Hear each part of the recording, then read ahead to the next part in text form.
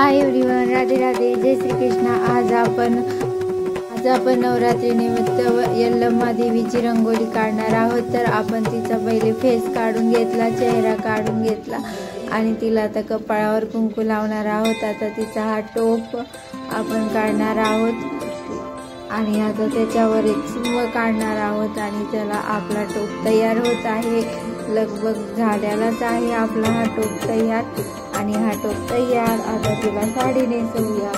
तर ही आपण हिरवे तिचा पदर आहे साडीचा आणि तुम्ही पाहू शकता आपली साडी तयारच होत आली आहे। आणि आपण मोत्याची माळ टाकणार आहोत तो टोपला आणि ही मोत्याची माळ मी टोपला टाकली आणि हा आता पदर।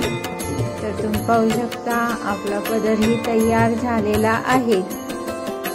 जर रंगोली आवडल्यास लाईक करा, शेअर करा, सबस्क्राईब करा। तर तुम्ही पाहू शकता आता चेहरा किती हसरा आला आहे आणि आता आपली नथ पण काढून झालेली आहे। आता आपण देवीला साडी नेसणार आहोत। आता एक मोठासा हार आपण काढणार आहोत, देवीची ज्वेलरी आपण तयार करणार आहोत। तर तुम्ही पाहू शकता ही ज्वेलरी मी तयार केलेली आहे आणि याच्यानंतर आपण देवीला एक छोटी ज्वेलरी काढणार आहोत आणि आता आपण साडी नेसवणार आहोत।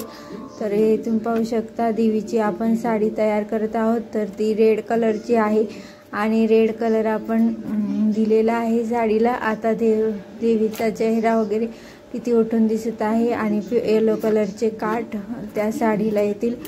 तुम्ही पाहू शकता आता ही साडी तयार झालेली आहे देवीची आणि त्याच्यानंतर अजून थोडीफार ज्वेलरी राहिली होती ती काढत आहोत आणि हा एक माझं नाव टाकलं आहे। आणि आता मी रंगोली काढताना आवडल्यास लाईक करा, शेअर करा, सबस्क्राईब करा।